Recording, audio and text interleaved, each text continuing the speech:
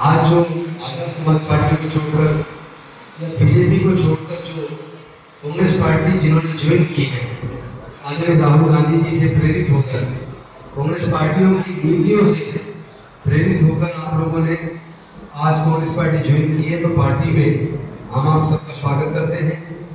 और सबसे ज़्यादा महत्वपूर्ण ये है कि ये देश बचना चाहिए, देश से बढ़ के कुछ नहीं हो सकता।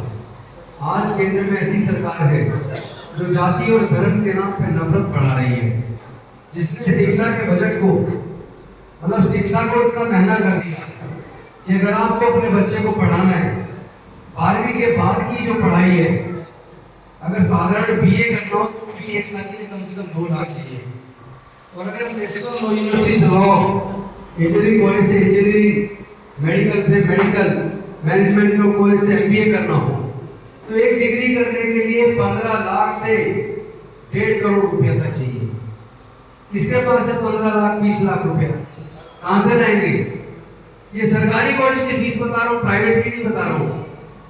वजीफा मिलता था वो खत्म कर दिया, नौकरियां मिलती थी 4th क्लास एम्प्लॉयमेंट कॉन्ट्रैक्ट पे ठेके पे दे दिया। बाकी जो पीएसयू पब्लिक सेक्टर अंडरटेकिंग के अंदर जो नौकरियां लगा करती थी वो सारे पीएसयू कांग्रेस ने बनाए थे। भारतीय जनता पार्टी ने वो पीएसयू सारे बेच दिए और जो पीएसयू बिक गया, जो पब्लिक सेक्टर अंडरटेकिंग कंपनी बिक गई, वहीं पे सरकारी नौकरियां खत्म हो गई। अब बच्चों से शिक्षा भी छीन ली और बच्चों से नौकरियां भी छीन ली, तो देश के पास बचा क्या है? देश के सारे संचालन 2-3 बड़े-बड़े पूंजीपतियों को सौंपे जा रहे हैं। आपका जो संविधान डॉक्टर बाबा साहेब अम्बेडकर जी ने बनाया था, संविधान के माध्यम से जो आप लोगों को अधिकार मिले थे, इस केंद्र की सरकार ने वो अधिकार भी छीन लिए।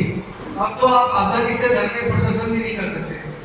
अब आप लोगों की जो मन की भावनाएं हैं, अपनी भावनाओं को व्यक्त भी नहीं कर सकते।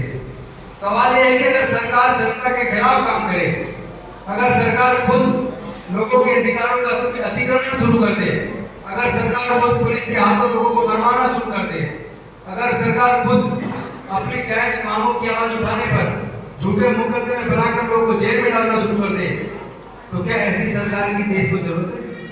जो सरकार बच्चों को पढ़ा भी ना पाए, जिसने एजुकेशन को इंडस्ट्री बना दिया, हेल्थ को इंडस्ट्री बना दिया, ऐसी सरकार जो ना आपको इलाज करा सकती है, ना आपको बच्चों को पढ़ा सकती है, क्या ऐसी सरकार की जरूरत देश को है? ना आपको नौकरी दे पा रही है, ना आपको शिक्षा दे पा रही है, ना आपका इलाज करवा पा रही है, ना आपको काम दे पा रही है, ऐसी सरकार इस देश के लोगों को नहीं चाहिए।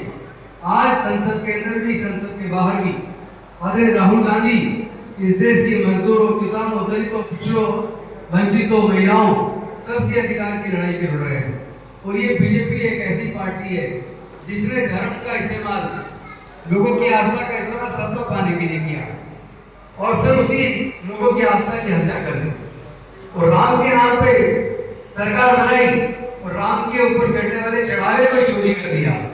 तो जो राम के भी नहीं हुए, जिस राम से सत्ता पाई, जिस नाम के राम को इस्तेमाल, जिस राम के नाम के इस्तेमाल कर वो सत्ता तक पहुंचे, उसी राम के चढ़ावे को चोरी करने वाले लोगों की नजर में इस देश के आम लोगों की क्या इज्जत है?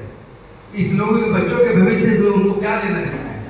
ऐसे में हमें आज एकजुट होकर आदरणीय राहुल गांधी जी के कदमों को मजबूत करना चाहिए।